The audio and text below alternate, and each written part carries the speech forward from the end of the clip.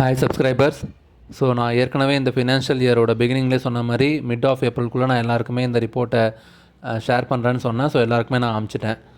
So கிட்டத்தட்ட பார்த்தீங்கன்னா எனக்கே செம்ம ஒரு கிளாரிட்டி கிடச்சிருக்கு. இந்த ரிப்போர்ட் நான் என்னோடய மொத்த சப்ஸ்கிரைபருக்குமே ரெடி பண்ணி அனுப்பும்போது லாஸ்ட் 4 இயர்ஸாக நான் பண்ணுறேன். ஸோ எனக்கு இது ரொம்ப யூஸ்ஃபுல்லாக தான் இருக்குது. கிட்டத்தட்ட ஒரு கிளைண்ட்டை நம்ம எப்படி டியூன் பண்ணோன்னா அவங்களோட ஆக்டிவிட்டீஸ் இருக்குது. ஸோ அதை அவங்க இன்னும் எவ்வளோ பாசிட்டிவாக கொண்டு போகணும்னு நினச்சாங்கன்னா ரிசல்ட் எப்படி இருக்குன்றத இந்த ரிப்போர்ட் ரொம்ப எனக்கு ஒரு கிளியரான ஒரு விஷன் கொடுத்துருக்கு. ஸோ உங்களுக்கும் அது கொடுத்துருக்கோன்னு நினைக்கிறேன்.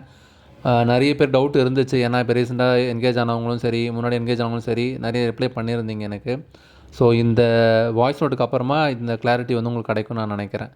ஸோ இந்த மெசேஜோட ரீசன் என்னென்னா, நார்மலாக நம்ம எல்லாருமே இன்வெஸ்ட்மெண்ட்டை வெவ்வேறு டூலில் பண்ணுறோன்னு வச்சுக்கோங்க ஜென்ரலாகவே. ஆனால் நம்ம எல்லாருக்குமே இருக்கிற மிகப்பெரிய சவாலான விஷயம் என்னென்னா, அந்த பர்டிகுலர் டூல் இந்த ஒரு பீரியட், தட் மீன்ஸ் ஒரு 15 இயர்ஸோ 20 இயர்ஸோ இந்த பீரியடுக்கு அப்புறமா அது எவ்வளோ நமக்கு ஒரு வேல்யூ கையில் வரும், அந்த வேல்யூ நம்மளோட ரெக்யர்மெண்ட்டை மீட் பண்ணுமா பண்ணாதா, இந்த கேள்விக்கு யாருக்குமே ஒரு கிளாரிட்டியே கிடையாது. ஸோ என்னோடய சப்ஸ்கிரைபர் எல்லாருக்குமே அந்த கிளாரிட்டி இருக்கணும்னு நான் நினைக்கிறேன். அதனால தான் இந்த ரிப்போர்ட்டை நான் வருஷம் நான் சென்ட் பண்ணிகிட்ருக்கேன். ஸோ ஃபார் எக்ஸாம்பிள், ஒரு கிளைண்ட்டு ஒரு 2021 ஒரு 10,000 தொடங்கியிருந்தான்னு வச்சுக்கோங்க ஒரு எஸ்ஐபியில். ஆவரேஜாக ஒரு 12% ரிட்டர்ன் தர வேண்டிய ஒரு டூலை நம்ம போட்டிருக்கோம் அப்படின்னா, அவர் பண்ணுற இன்வெஸ்ட்மெண்ட்டு ஒரு 18 lakhs பண்ணியிருப்பார். மார்க்கெட் வேல்யூ 50 lakhs அது க்ரோ ஆகிருக்கும். ஸோ அதே கிளைண்ட்டு அடுத்த ஒரு 2 இயர்ஸ்க்கு அப்புறமா ஒரு 20,000 எஸ்ஐபியில் இன்க்ரீஸ் பண்ணுறாரு. அது திரும்ப 15 இயர்ஸ் ட்ராவல் ஆகிட்டு அந்த அமௌண்ட்டுக்கு கிட்டத்தட்ட ஒரு 36 lakhs இன்வெஸ்ட் பண்ணுறாரு. அது 1 கோடி ரூபாய் கார்பஸ்க்கு போகுது. கிட்டத்தட்ட பார்த்தீங்கன்னா கிட்டத்தட்ட ஒரு 1.5 crores கிட்ட அவர் 2038க்குள்ளேயே அவர் மீட் பண்ணிடுறார். ரிமைனிங் இருக்கிற 2 crores அவர் அடுத்த இப்போது 25ல் அவர் அதை 10,000 ஷார்ட் பண்ணார்னு வச்சுக்கோங்க. கண்டிப்பாக அவரோட டோட்டல் 2 crores அவர் அசால்ட்டாக ரீச் பண்ணிடலாம். அண்ட் தென் அவரோட ரிட்டைர்மெண்ட் லைஃப்பும் பார்த்தீங்கன்னா நம்ம எல்லாருக்குமே மேக்ஸிமம் 2040-45 தான் அதிகபட்சமாக கொடுத்துருக்கோம். தட் மீன்ஸ் எல்லாம் இயர்லி ரிட்டைர்மெண்ட் அந்த மோடில் தான் நம்ம எல்லாருமே இருக்கணும்னு நான் நம்புகிறேன். ஸோ அந்த கான்செப்டில் தான் எல்லாருக்குமே நான் பில்ட் பண்ணியிருக்கேன். அப்போ நம்மளோட கார்பஸை நம்மளால் மீட் பண்ண முடியுது. அண்ட் தென் நம்ம ரிட்டைர்மெண்ட்டு லைஃப் பார்த்திங்கன்னா ரொம்ப ஹாப்பியாக இருக்குங்க. ஸோ அந்த முயற்சியை நம்ம இப்போ எடுத்தால் மட்டும்தான் ஃப்யூச்சரில் நமக்கு அது கரெக்டாக இருக்கும். ஸோ இப்போ எடுக்கலைன்னா எப்போன்ற கேள்விக்கு பார்த்திங்கன்னா நீங்கள் தான் முடிவு பண்ணணும். ஏன்னா இன்றைக்கி ட்ரெண்டிங்கே பாருங்களேன். இப்போ ஐபிஎல் மேட்ச் நம்மலாம் பார்க்குறோம். ஒரு 20 ஓவர் மேட்ச்லேயே ஒரு 15 ஓவர் வரைக்குமே சுமாராக ஆடிட்டு அடுத்த 5 ஓவர்ஸில் மேட்ச் அடித்து வின் பண்ணணுன்னா அதுக்கு வாய்ப்பே இல்லைன்ற மாதிரி தான். நம்ம ஒரு 15 to 20 இயர்ஸ் நம்ம அந்த டைம் கேப்பை நம்ம ஃபில் பண்ணால் மட்டும்தான் கரெக்டாக இருக்கும். இந்த வருஷத்தில் நம்ம விட்டுட்டு நான் அடுத்த வருஷம் பார்த்துக்கிறேன்னு நிறைய பேர் தள்ளி போடுவாங்க தெரியுமா. அவங்க அதுக்கப்புறமா எதையுமே பார்க்க முடியாதுன்றது நமக்கு கிளியராகவே தெரியுது. ஸோ அந்த மாதிரி என்னோடய சப்ஸ்கிரைபர் இருக்கக்கூடாதுன்னு நான் ரொம்ப ஸ்ட்ராங்காக நான் ரெக்வஸ்ட் பண்ணுறேன். ஏன்னா எவ்வளோ பேர் நம்ம மீட் பண்ணுறோம், அதில் ஃபில்டராகி தான் நீங்கள் எல்லோரும் வந்திருக்கீங்க. ஸோ ஃபில்டராகி வந்தவங்களையும் நான் இன்னும் ஃபில்டர் பண்ணுறேன் அவங்களோட ப்ராசஸ் எப்படி இருக்குன்னு பார்த்துட்டு. ஸோ அந்த விஷயத்துக்காக தான் நான் இப்போ இன்னொரு இமேஜ் நான் ஒரு அட்டாச் பண்ணியிருக்கேன். இப்போ இந்த இமேஜ் பாருங்களேன்.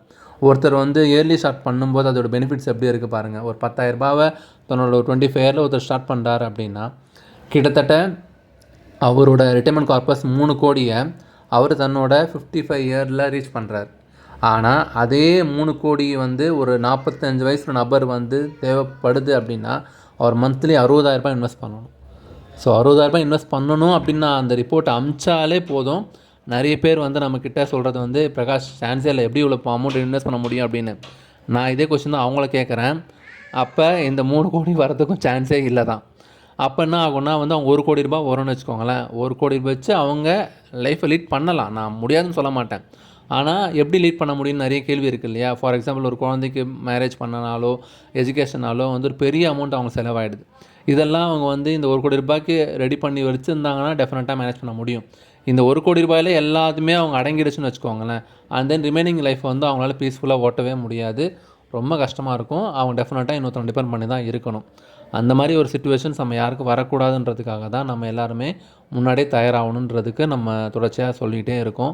ஸோ இதை நான் ரொம்ப ரெக்வஸ்ட் பண்ணி தான் எல்லாருக்குமே நான் சொல்கிறது என்னென்னா, இருக்கிற காலங்களை நம்ம வேஸ்ட் பண்ணக்கூடாதுங்க. இன்றைக்கி இருக்கிற காலகட்டத்தில் டேரிஃப் வாரோ ஏதோ ஒரு சிச்சுவேஷன்ஸ் நம்ம எல்லாருமே பெரிய ஒரு ரிசெஷன் ட்ரெண்ட்லேயே வச்சுருக்கு லைஃப்பை.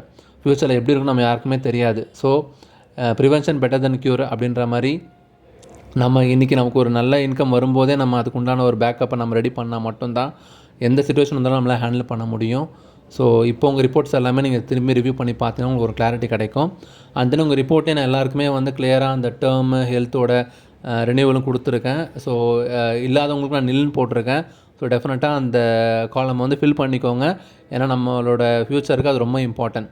ஸோ 45 கிராஸ் ஆகிடுச்சுன்னா ஹெல்த் இன்சூரன்ஸ் நில் இருந்துச்சுன்னா டெஃபினட்டாக அது ஒரு காஷன் மாதிரி தான் ஹெல்த் எடுக்கணும். அதே போல் டேர்ம் வந்து இல்லைன்னா ரொம்ப கஷ்டம். ஸோ அதையும் நீங்கள் வந்து யோசிக்காமல் எடுங்க.